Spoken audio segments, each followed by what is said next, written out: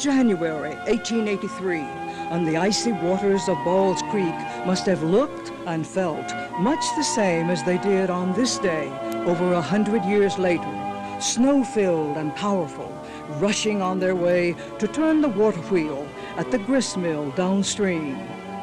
We can imagine 35-year-old William Murray standing on the creek bank and proudly surveying the mill site. He had just paid Silas Wyke $850 for 1/2 interest in the mill property. Dr. George McNeil, a local physician, owned the other half. Wyke and McNeil had built the mill in 1873. William Murray was from a family of millwrights. The Murrays had come from Alamance County to Catawba County in the mid-1800s. He was a fairly well-to-do farmer and tradesman for his day. And of course, in terms of today's saying well-off or well-to-do, he had very little. But in the 1880s, he was a prosperous man. By 1898, William Murray and his family had become sole owners of the mill, and from that time on, this place would be known as Murray's Mill.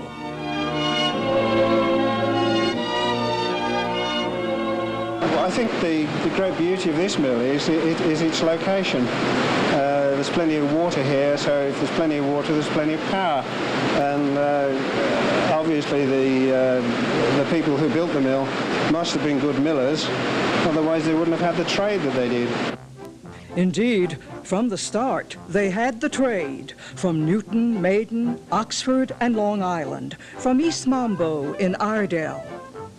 By 1907, William Murray's son, John L., had become principal owner and operator of the mill, and another son, O.D., was running the company store. Murray's Mill was becoming a Murray community, a thriving center of commerce in an isolated agricultural area. The nearest town was tiny Catawba, population several hundred. When I was a boy, I never will forget it. I was about 5 or 6 years old. They had a great big old water tank that's half as big as that big tank up at Newton, sitting up there on the hill. And they had a shingle mill that they made shingles. All right, there was a planer mill at the Dress Lumber. And below there was a big old steam engine that burn them slabs and stuff, make steam. Lloyd Murray recalls that his father, John L., was always full of new ideas, and 1912-1913 were landmark years for the Murrays. A concrete dam was built to replace the original wooden structure. A new 2-story mill went up, and with it, a new Fitz overshot water wheel to do a better job of harnessing Ball's Creek. An overshot wheel is a type of water wheel whereby the water enters at the top of the wheel. And as the buckets fill up one by one, the weight of the water in the bucket starts the wheel revolving. And it's the continued flow of the water into the buckets keeps it revolving. And they're extremely efficient. With all the improvements the Murrays made, the business poured in. Wagons lined up, sometimes for a mile, on the Buffalo Shoals Road, as the farmers brought their red winter wheat and their corn to Murray's Mill. We've done a lot of business down there. They made good flour. And they had a corn mill, and then they had a feed mill there, too. It was the only one in Queen there in Catawba River, I reckon, that way. That's where all the fun was at to me when I was a boy, you know, looking at that. Everything was here just covered up every day. Horses and wagons, everything just coming in here. Just a very few trucks. Cars, just a very few cars. The biggest thing was wagons coming in, changing wheat for flour and changing corn for meal. Well, people's evening meal consisted of cornbread and milk and molasses. You know, you had plenty of that. The mill's reputation for water-ground cornmeal was known throughout the foothills. And they didn't stop at that. They thought they was getting watered around flour and everything, you know. Well, it used them big stones like that down here. And we ground it slow, and it didn't get hot and burn up. It had the flavor to it. The stone is a very hard quartz stone. It's much harder than granite, and it is only quarried, the very high quality stones only quarried in this particular place in France near Paris, and they supplied millstones all over the world. The big French burr stones from the original White McNeil mill retained their place of honor through the years, no matter what other changes John L. Murray made at the mill site. From its beginning, the Murray's Mill Complex was a man's place. Women who went along to the mill usually spent their time in the company store, often doing a little bartering of farm produce for goods. The oldest portion of the store, dating from the late 1890s, was moved across the road to its present location in 1913. First called O.D.'s store, it was owned and managed by various members of the family from time to time, and became known at last as the Murray Mingus store. They had clothing and other things too, but I was mostly interested in the clothing. And the first bought dress, as I told you, I ever had came from there. It was a navy blue dress with a big collar, and I was so proud of that. During World War I, and even through the Great Depression, Murray's Mill prospered, and so did John L. Murray. What was the secret of his success? Well, I think a real good brain, for one thing, and there wasn't a lazy bone in him. Back in 1917, John L. Murray was one of the first residents in the area to install electric lights. He farmed some 181 acres and had several head of cattle, hogs, and mules.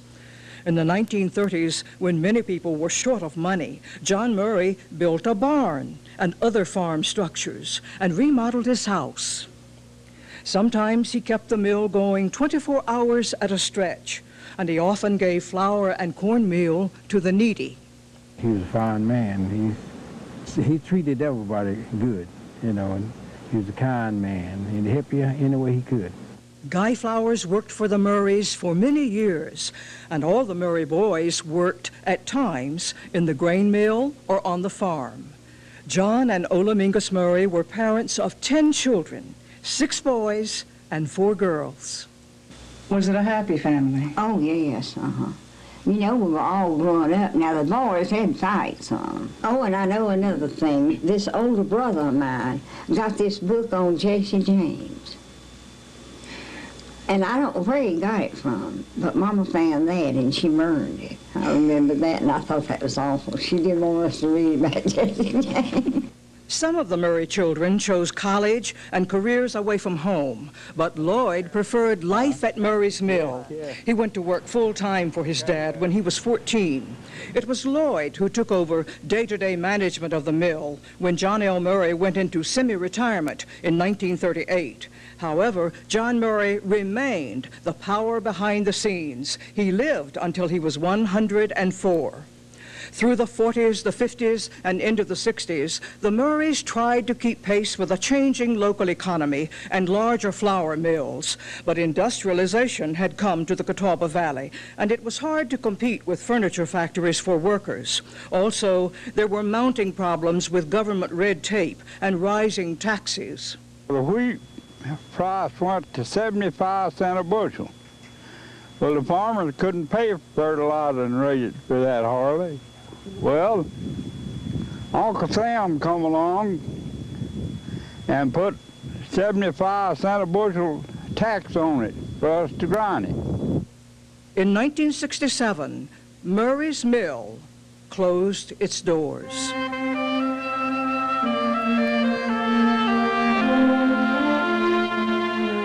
For nearly 15 years, the mill sat quietly at rest while rapid urbanization continued around it. the last surviving mill of its type in the Catawba Valley. But to those who came to explore its dusty interior, there were echoes of voices from the past, from a vanished time when life was simpler. You could almost hear the shouts and laughter of the Murray boys above the roar of the creek. The machinery appeared to be waiting for someone's eager touch, and the old mill seemed to be saying, "Put me to work again." In 1981, a movement was launched to do exactly that. The Catawba County Historical Association acquired the property, and restoration of the mill complex began.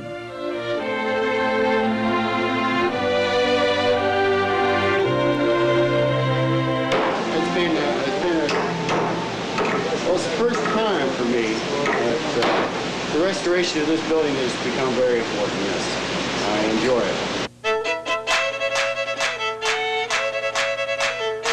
Hundreds of volunteers were also involved in the restoration work.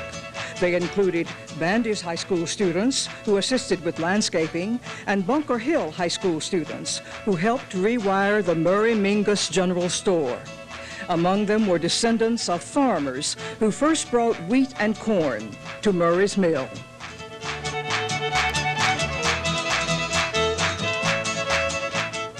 The school children are going to see here things that they would never see otherwise. And when they take this tour, and with the docents that will be explaining everything to them, it'll be a wonderful lesson. Of course, most children don't know how even wheat grows or how the meal is made or anything like that, and they're going to see it from the very beginning. The old French burr stones are sitting now on a new, stronger foundation in the exact spot to which they were moved by John L. Murray in 1913. And you feed the corn into the hopper, and you have a very precise controlled rate of feed into the stones. The stones rotate, and the corn gets trapped between the two stones. And because there's only a very fine gap of maybe 20 or 30 thousandths of an inch, it gets crushed between those two stones, and centrifugal force pushes it to the outside of the stones, where it's then collected, drops down a wooden chute into an elevator or into a bag. And Murray's mill is in operation again.